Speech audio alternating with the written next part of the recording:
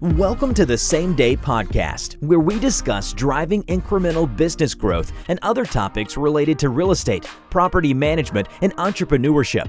Now, to the show at hand. Hello, Yoni Schmidt here, hosting today's episode of the Same Day Podcast, where I connect with top business and real estate leaders. Our past guests include Chris Prefontaine, Jared Goldfarb, Vice President of Commercial Banking at Bank First, and Marissa Locasio of 1031 Exchange Corp. Today's episode is brought to you by Keyrenter Property Management. At Keyrenter Property Management, we are a full-service property management company helping our clients buy, renovate, and operate real estate assets. We help our clients build wealth while taking the headaches out of property management. That's why no matter what rental you have, single-family homes, condos, townhouses, apartments, we have the management solutions you need. Go to KeyrenterPMC.com or email us at info@KeyrenterPMC.com. Welcome to our podcast. Today, we are thrilled to have Eli Carpio, the Chief Financial Officer at Empire Title and Closing, joining us. Eli is a dynamic professional with a rich background in logistics, data analysis, and IT. His career spans various industries, demonstrating his versatility and expertise. Recently, Eli embarked on an entrepreneurial journey by launching Empire Title and Closing, a company dedicated to providing top-notch title and closing services in the real estate sector. With his extensive experience and keen eye for detail, Eli has successfully navigated the complex world of real estate transactions, ensuring accuracy and efficiency for his clients. His passion for real estate investments and commitment to exceptional customer service set him apart as a leader in his field. Today, Eli will share his insights on entrepreneurship, the importance of title companies in real estate, and how he manages to stay ahead in the constantly evolving industry. Join us as we delve into the fascinating world of real estate and title with Eli Carpio. Welcome to the show, Eli, and thank you for being here. How are you? Pretty good, man. Thank you for having me. Yeah, of course. Love it. Eli, let's kind of just dive right in. Tell us about, starting, what inspired you to start Empire Title and Closing, and, what's your vision for the company? Yeah, man. So, I got to say, over a little bit a year ago, this wasn't even in our plans to start. This is just something that really fell into our lap, and we just, just went with it. As the months progressed, we were like, hey, this is looking like something we really, really want to do now. And, my wife's not here, but she's the brain of the operation over at Empire Title. And so, I kind of just connected the pieces, her with my network and, her network as well. And we made this happen, Yeah, so.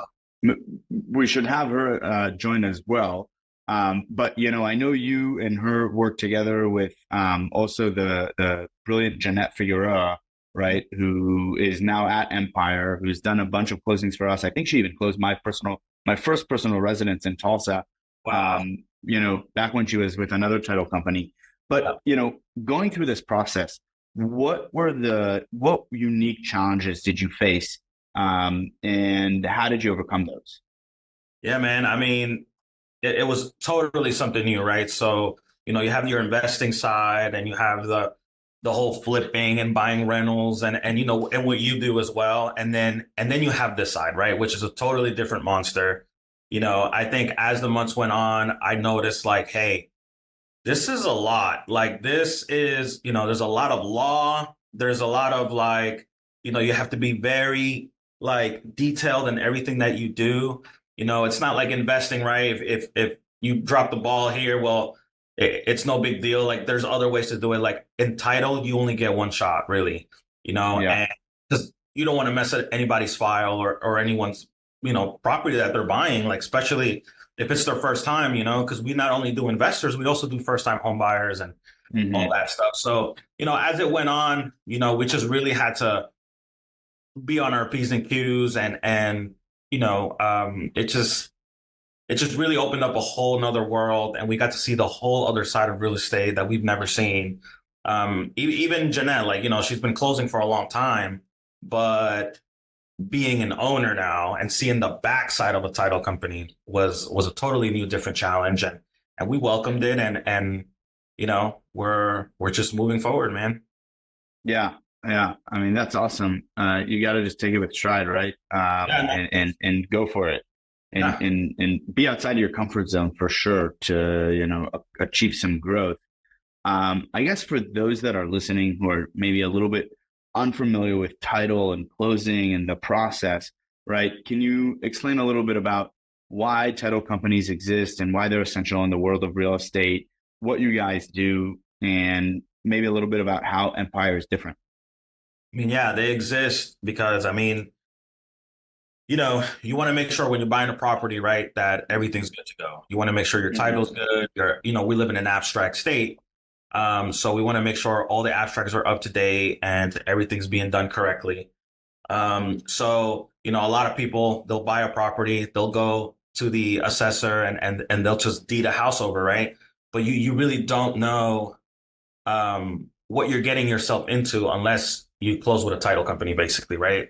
We also Mhm. insure our work, obviously, with title insurance and making sure that, if anything were to fall back on the property, we take the full responsibility for it. We also make sure just your transaction goes smooth. If you have a lender, if you have partners, we make sure that operating agreements are where they need to be. We need to, we make sure that the LLC selling the property or the person selling the property is able to sell the property, right? That there's no Mhm. liens or judgments or anything like that. So there's just so much that people don't understand when it comes to buying a house and making sure your transaction is clean and smooth. And then as far as Empire, I mean, the way we differ is I'm an investor. Jeanette's also an investor, owns rental properties. We also have the brilliant Shauna Lee, who handles all the investment side, which she actually used to wholesale as well.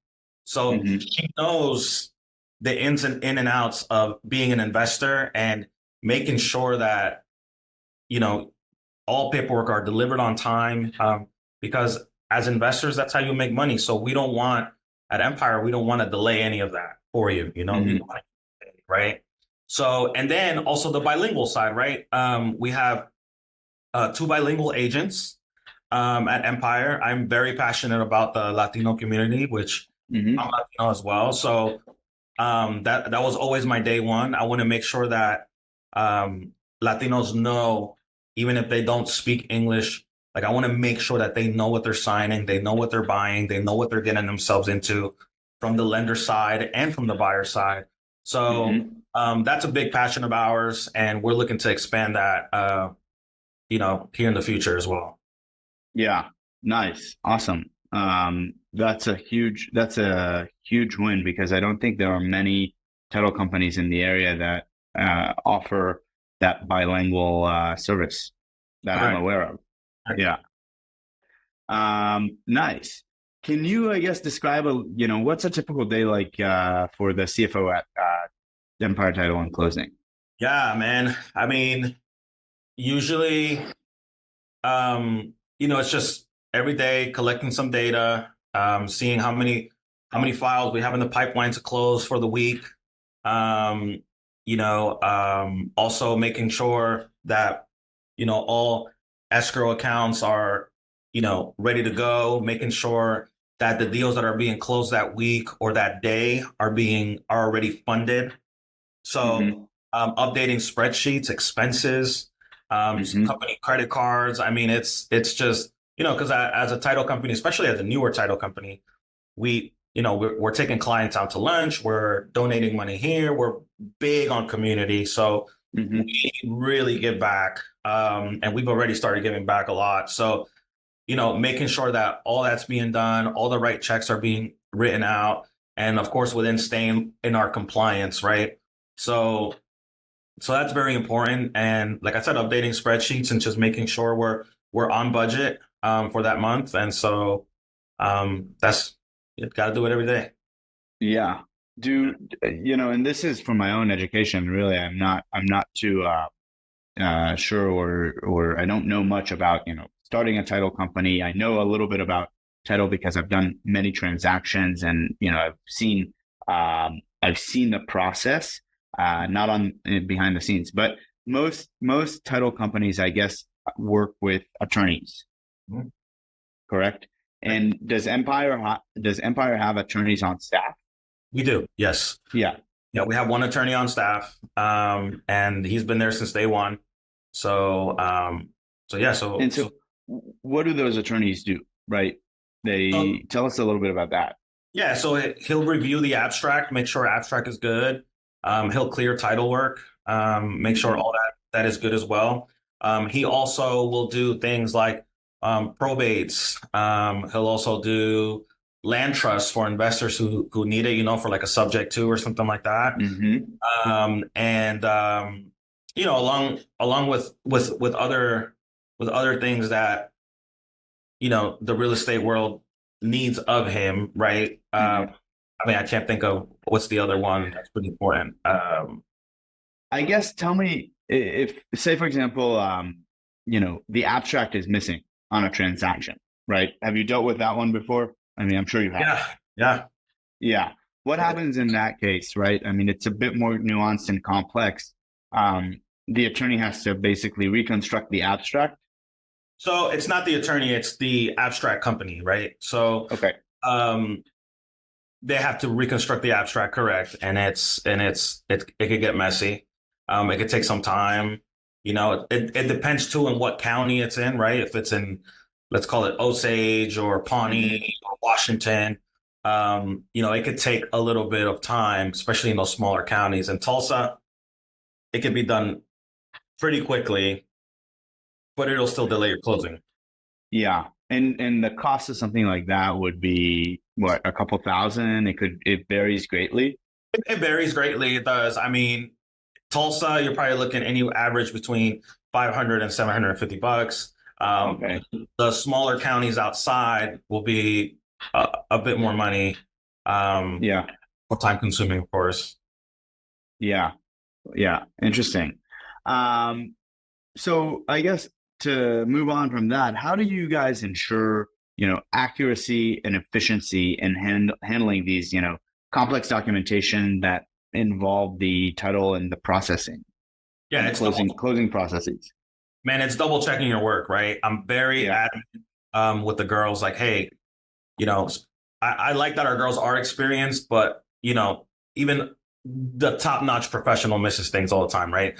So I say, hey, girls, just make sure that you guys double check everything that you do. And one client is not more special than another. Like, we treat everybody evenly. So, like, hey, I don't care if it's a 20 house package or if it's just a first time home buyer, double check your work, make sure all your numbers are correct. If you need another set of eyes to look at it, if you guys got to, team up and look at it, if you're not 100% sure, I want to make sure that everything that comes out of one of the closer's hands is 100% sure. And so, we'll have everything double checked and make sure the girls they even have a checklist to make sure they've checked everything. Because sometimes, if you're doing 20, 30 closings at once, you'll forget a couple things. I mean, so they do have these checklists on their desks and on their computers that, they just make sure everything's being done. Yeah.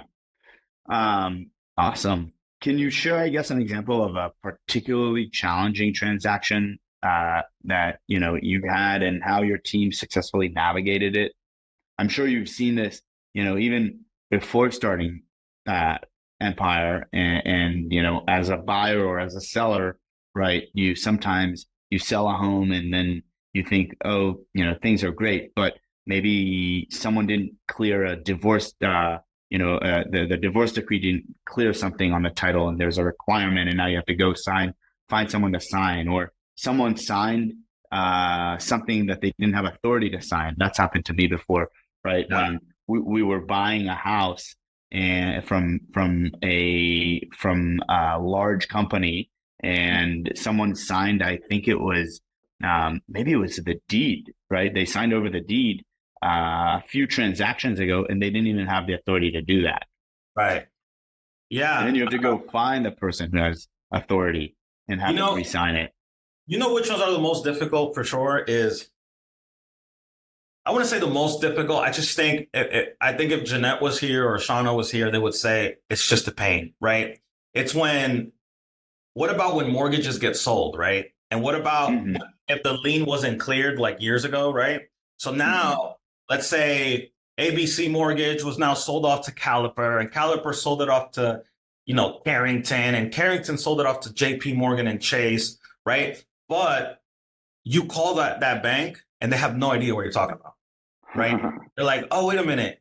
Wait, how long ago was this? Oh, no, but we bought it from Carrington. Then they have to go and call Carrington. Oh, but Carrington, oh, we bought it from Caliper. Oh, now they have to go call Caliper. And then Caliper might be the one that has the lien release, right? It's just like, on a lien that was paid off in 2008, right? Yeah. Wow. So those things like that, we do come across quite often, all because it just wasn't filed. But even though, the seller knows, like, hey, I own the house free and clear, it's, and we believe them. It's just, you got to update the abstract, right? That's got to be in the abstract. For future sales, right? So I would say that happens quite often, where the mortgage has been sold off over and over and over and over again. And banks just fail to, give a lien release, That's crazy. What's the solution to something like that? Because then you, as the title company, you're wasting a ton of time and human resources and capital to, just get the runaround from these banks who, someone just didn't do their job and they didn't file a lien release. I didn't know this. My mortgage is, I get notifications all the time. It's like, your mortgage has been sold. Cool. Now I have a new portal, I'm paying someone new, it's like, okay, that's interesting. Yeah. What do you think is a solution for something like that? Man, I just think, as a lien is being sold, or as a mortgage is being sold, I think I'm going to say it's on the bank end, they're so interested in the transaction of buying that mortgage, and sometimes, things just fall through the crack, and it just happens to be that most of the time it is a lien. It is a lien. It is a lien release, and so I just think they got to get better at it. Two, the fact that we're an abstract state doesn't really help per se. It's only us in Iowa, right? We're the only abstract states in America. So I think hopefully one day we become a title state, I think it could really help out, in making sure that all paperwork is digital and it's not actual paper, So can you explain the difference, I guess, for our listeners between, a title and an abstract state? What does that mean? What does that look like? And so I'll tell you, so I used to own some property out in Wichita, Kansas. And I remember getting the contract and I sent it over. Within 10 days, they're like, oh yeah, we're ready to close. Right. Wow. My eyes opened up. I was like, yeah, close, right? This is the first time I ever had purchased anything outside of Oklahoma. And so, yeah, man, sure enough, went over there, closed. Probably it took me 2 days to get over there, but on the 12th day I closed. And so I started doing some research and I'm like, well, everything's digital to them, Yeah. Title and everything is just at their fingertips, right? They're not depending on an abstract company to come drop off the whole history of a house. From the time it was built till today, that is the packet. I wish I had one here with me so I could show you. Yeah. But I've been to the abstract records that across the street from First Title. Right. And we looked at them and they're just some of them are as thick as I know. It's like a file cabinet. It's crazy. The other day I saw one for a condo because condos, they get sold all the time. It was literally probably about this big. Yeah. And so basically the abstract is going to be from the day the lot was bought, so the house or condo was built, every owner in between, every probate in between, every lien release in between, every adjustment to the property, every survey, everything you could think of a history of a house, right, is in that abstract, and versus title. It's just more. It's just a simple here's the house, here's the address, here's the legal, and if there's any liens on it, you'll see it on the title, right? And that's pretty much it. Yeah, So a lot simpler, and for the attorneys, it's easier too because they don't have to, review this very thick file and try to understand, how it changed hands or what liens there were and when those were released and all of that, right? So that's interesting. Yeah. Tell me, I guess, how do you stay current with like the ever-changing regulations and that, laws that are affecting the industry in general, real estate, title, all of it? I mean, yeah, we just, it's something that we always have to look into. Obviously our attorney is always on the lookout, right, for the new laws and changes and all that. With the whole, I think the last one was, you can't buy land if you're not a citizen or resident, Right. right? That was Yeah. huge. So that's an extra document that we've had to add for people to come sign every time they buy a property. Mhm. So that's something, was that like 2 years ago or a year ago? Yeah, and I think so. There's also this new rule, which I'm not sure, and I don't necessarily really understand, and I should look into it. But if you're a foreigner, right, you can't hold a piece of real estate for more than 5 years in the state of Oklahoma, Right, right? right, right. And they did that, because China was coming here and buying, 1,000 acres at a time, Yeah, so to avoid that, that's why they started that. And I think that's why they started this other document as well. Um, so, things like that. I mean, whole wholesale thing that happened a couple of years ago as well. hmm Um, yeah, so So yeah, we definitely, that's our attorney's job to make sure that laws and everything are being followed at all times. And obviously as an owner, I'm always pretty aware of the real estate laws, or what's coming up or what the rumors are. We have friends, right? We have a network. yeah, So somebody in our network is going to hear about it. It's going to trickle down to us and we're going to hear hmm about it. Then we start our research. And so, that's also a good thing about having a large network in real estate, right? It goes pretty far up, right? So right, we know what's coming before it's written into law. yeah, Um, we prepare ourselves, to right. for And anything. you'll do a whole bunch. You can do a whole bunch of stuff at Empire, right? Like creative financing, Oh yeah. closings, and So wholesales, and you'll work and you know how to navigate those complex waters of those creative transactions. right. Yeah, yeah, yeah. I mean, I would say wholesaling's big, right? Yeah, Um, that's one of our top transactions is wholesaling, the double closing, the assignments. Subject twos are fantastic, right? Um, yeah, and we gotta, when you do a subject to, you gotta do a land trust. Um, hmm so explaining that as well, because some investors don't know that you got to do that, and it's just to protect them. So yeah, um, so yeah, we handle all that stuff, owner to owner as well, owner finance, we do as well. So yeah, I mean we're open to anything pretty creative as long as, of course, we could stay within our compliance. yeah. Within the bounds of the law, of Yeah, of course. course.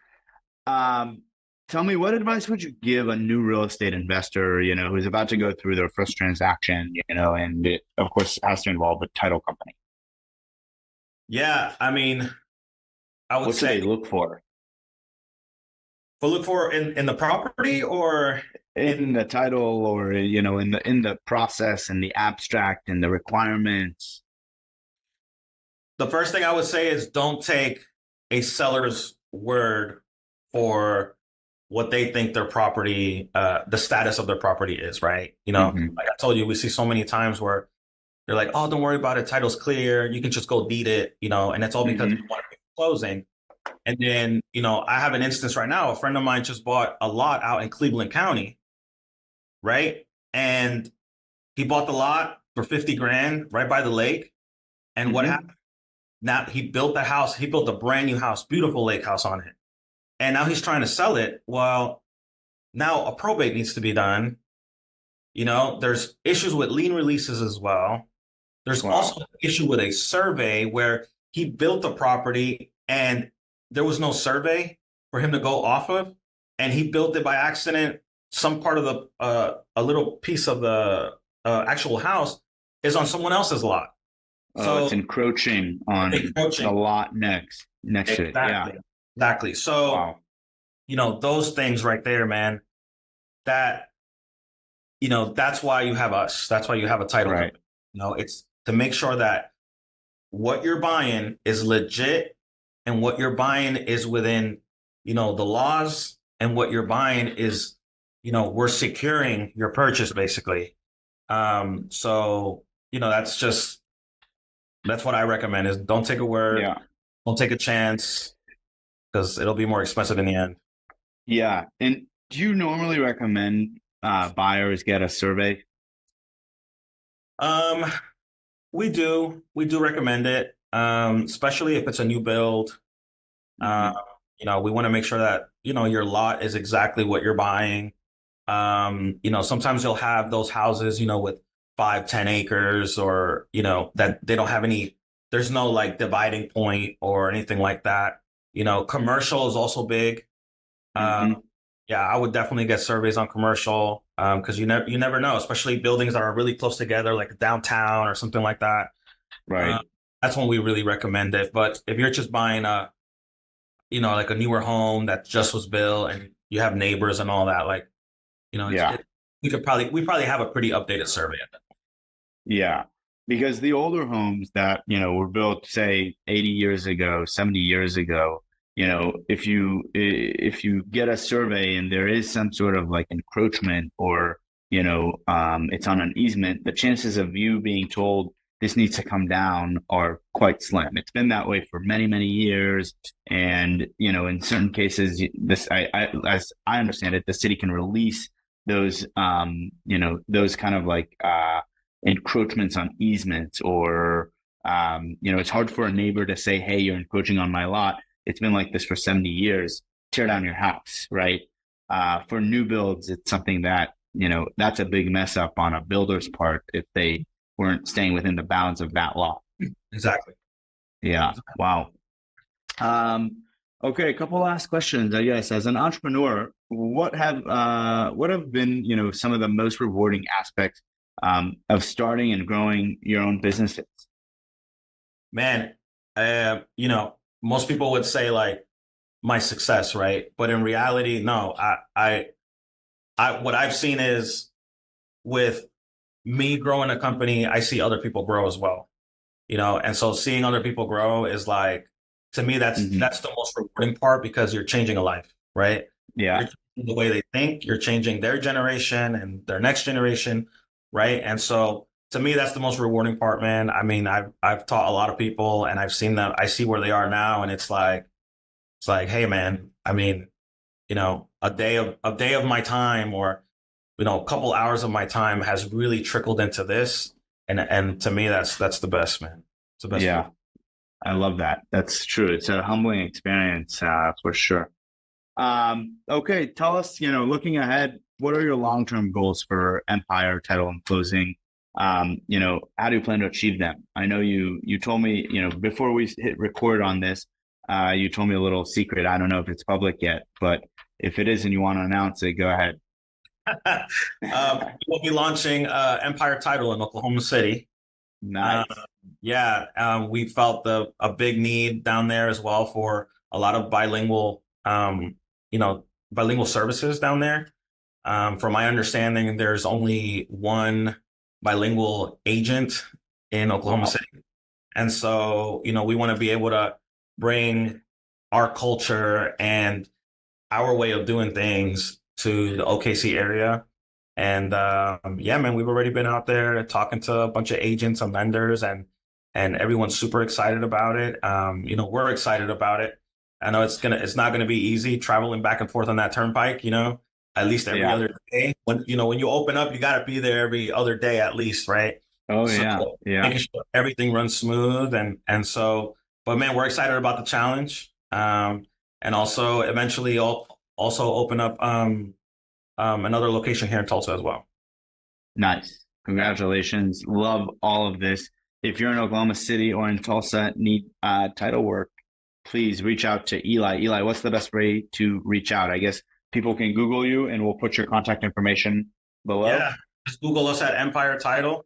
Give us a call, shoot us an email. We're also on Facebook. We're also on Instagram. So check us out, send us a message for any needs, and we'll be more than happy to assist you. Yeah, especially for those who need bilingual work and want someone that they can trust to walk them through the process. Give Eli and his team a call. Eli, thank you so much for being here, talking about Empire. Really enjoyed it and looking forward to doing business with you guys. Yeah, man. Thanks, Yoni. Thanks for having me. For sure. Thanks for listening to the Same Day Podcast. Tune in to a new show each week and be sure to subscribe to get future episodes.